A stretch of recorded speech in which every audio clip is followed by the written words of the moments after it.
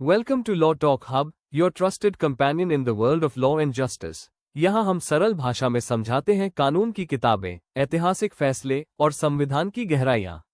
Stay tuned for deep insights, real cases, and courtroom brilliance. Let's begin today's legal journey. नमस्कार, आज हम बात कर रहे हैं हार्पर ली की मशहूर novel To Kill a Mockingbird पर. हमारे पास इसका एक काफ़ी डिटेल्ड एनालिसिस है और हमारी कोशिश रहेगी कि इसके जो ज़रूरी पहलू हैं जैसे नस्लीय नाइंसाफ़ी, नैतिकता, हमदर्दी और ये आज भी इतनी अहम क्यों है, इस पर बात करें. जी बिल्कुल. और ये देखना बड़ा दिलचस्प है कि 1960 में छपी ये किताब मतलब आज भी उतनी ही रिलेवेंट लगती है. हाँ. लेकिन हाँ, ये भी है कि जितनी इसकी तारीफ होती है उतनी ही कुछ बातों पर बहस भी होती है. तो देखते हैं ये विश्लेषण क्या कहता है इस बारे में. ठीक है.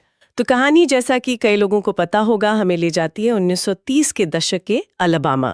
एक छोटा काल्पनिक शहर है मेकोम्ब. और पूरी कहानी हमें सुना रही है एक छोटी बच्ची जीन लुइस फिंच.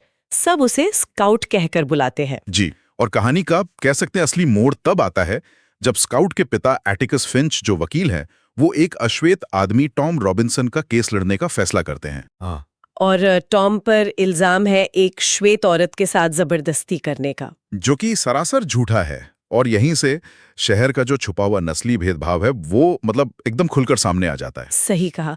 और इसी के साथ साथ स्काउट और उसके भाई जेम की दिलचस्पी उनके एक पड़ोसी में भी बनी रहती है, बू रैडली. हाँ, वो रहस्यमय किरदार जो घर से बाहर ही नहीं निकलता. बिल्कुल. कहानी के आखिर में एटिकस की पूरी कोशिशों के बावजूद जूरी टॉम को दोषी पाती है और उसका अंत बहुत दुखद होता है. और बच्चे इस सब से दुनिया की जो कड़वी सच्चाई है और हिम्मत क्या होती है, इसका एक मुश्किल सबक सीखते हैं. ये जो टॉम रॉबिन्सन का मुकदमा है ना, ये जैसे पूरी नॉवेल का एक नैतिक केंद्र है.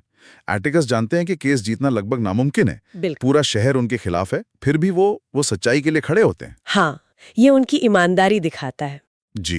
ये दिखाता है कि कैसे एक अकेला आदमी भी नाइंसाफी के खिलाफ आवाज उठा सकता है, भले ही पूरा सिस्टम, पूरी व्यवस्था ही क्यों ना पूर्वाग्रहों से भरी हो. और जो फैसला आता है उससे ये साफ हो जाता है कि कानूनी प्रक्रिया भी नस्ली भेदभाव से बच नहीं पाती. और बच्चों का जो सफर है वो बचपन की मासूमियत से निकलकर समाज की बुराइयों को, उसके दोगलेपन को समझने लगते हैं. ये भी कहानी का एक बहुत बड़ा हिस्सा है. बिल्कुल. असल में ये उनके बड़े होने की कहानी है. दुनिया जैसी वो सोचते थे वैसी नहीं है, ये उन्हें धीरे धीरे पता चलता है.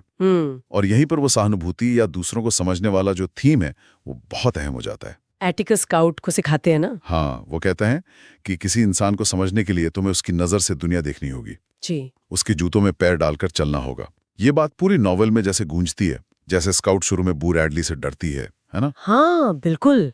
पर धीरे धीरे उसे समझने लगती है कि वो तो बस एक अकेला मतलब गलत समझा गया इंसान है. ये नॉवल मेकॉम्ब शहर के उस सख्त सामाजिक ढांचे पर भी सवाल उठाती है जहाँ नस्ल, क्लास, जेंडर, इन सब के आधार पर लोगों की जगह तय है. सही. और उस समाज के पाखंड को भी दिखाती है कि कैसे लोग ऊपर से कुछ और अंदर से कुछ और होते हैं. किरदारों की बात करें तो स्काउट की आवाज, उसकी वो मासूमियत और फिर धीरे धीरे बढ़ती समझ वो कहानी को बहुत खास बनाती है. हाँ, और एटिकस फिंच तो हैं ही नैतिकता और हिम्मत की मिसाल. वो एक हीरो हैं पर बहुत शांत और धैर्य वाले. और बू रैडली, वो रहस्यमयी किरदार, समाज के डर और पूर्वाग्रह का शिकार है, लेकिन आखिर में वो बच्चों का रक्षक बनता है. जी. और टॉम रॉबिन्सन, जिसका किरदार उस नस्ली नाइंसाफी की दुखद हकीकत को हमारे सामने रखता है. हार्पर ली की लिखने की शैली भी बहुत कमाल की है. भाषा बहुत सीधी सादी लगती है लेकिन असर बहुत गहरा छोड़ती है. हाँ, उसमें वो सदर्न गॉथिक का पुट भी है. मतलब कहानी में थोड़ी रहस्यमयता, तनाव और दक्षिणी अमेरिकी समाज के कुछ अजीब और कभी-कभी डरावने पहलू भी देखते हैं. और ये सब एक बच्चे की नजर से देखना कहानी को और भी ज्यादा मार्मिक बना देता है ना. बिल्कुल. शायद इसीलिए इसे 1961 में पुलित्जर प्राइज मिला और अमेरिका में स्कूलों में ये खूब पढ़ाई जाती है. हाँ, और जो मुद्दे ये उठाती है, नस्लवाद, दया, इंसाफ, वो आज भी उतने ही जरूरी लगते हैं. हाँ, ये तो है. पर अब मतलब कुछ नई नजर से भी इसे देखा जाने लगा है. कुछ आलोचक मानते हैं कि ये कहानी थोड़ी व्हाइट सेवियर वाली कहानी बन जाती है. अच्छा, मतलब ये कि फोकस एटिकस जैसे श्वेत हीरो पर ज्यादा है जो एक अश्वेत किरदार को बचाने की कोशिश कर रहा है, और जो अश्वेत किरदार हैं जैसे टॉम रॉबिन्सन, उन्हें उतनी गहराई नहीं मिल पाती. उनकी अपनी आवाज थोड़ी दबसी जाती है. ये एक अहम नुक्ता है सोचने वाला। और किताब में जो नस्लीय गालियों का इस्तेमाल है, हालांकि वो उस वक्त के हिसाब से शायद सटीक हो, जी, ऐतिहासिक रूप से। हाँ, पर आज पढ़ने वालों को वो बहुत खटकता है और काफी विवादित भी है। सही कहा। तो कुल मिला के विश्लेषण का निचोड़ यही निकलता है कि टू किल अ मॉकिंग बर्ड नैतिकता पर एक बहुत ही शक्तिशाली कहानी है। ये समाज के पूर्वाग्रहों पर तीखा वार करती है और मुश्किल हालात में भी इंसानियत की जीत का जैसे जश्न मनाती है।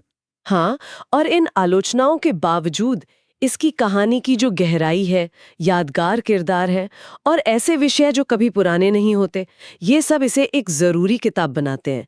तभी तो इस विश्लेषण में इसे 5 में से 5 स्टार दिए गए हैं। तो संक्षेप में कहें तो ये नॉवेल हमें एक बच्ची की आंखों से नस्लीय नाइंसाफी, दूसरों को समझने की जरूरत और मुश्किल वक्त में सही के लिए खड़े होने की हिम्मत, ये सब बड़े मुद्दे दिखाती है। और ये हमें सोचने पर मजबूर करती है कि समाज कितना दोगला हो सकता है और कैसे मासूमियत का सामना कठोर सच्चाई से होता है। बिल्कुल। और जाते जाते शायद ये सोचने वाली बात है कि क्या एटिकिस्ट फिंच जैसा किरदार आज की इस उलझी हुई दुनिया में नाइंसाफी से लड़ने का एक असल यथार्थवादी मॉडल हो सकता है, या वो सिर्फ साहित्य का एक आदर्श हीरो बनकर रह जाता है। ये अच्छा सवाल है। और ये भी कि सहानुभूति की, दूसरों को समझने की भी अपनी सीमाएं होती होंगी। हाँ, खासकर जब इतने गहरे जमे हुए पूर्वाग्रहों से सामना। Thank you for your valuable time and for being a part of Law Talk Hub. नए वीडियो और न्यायिक ज्ञान के लिए जुड़े रहिए। Don't forget to like, share and subscribe. See you in the next one.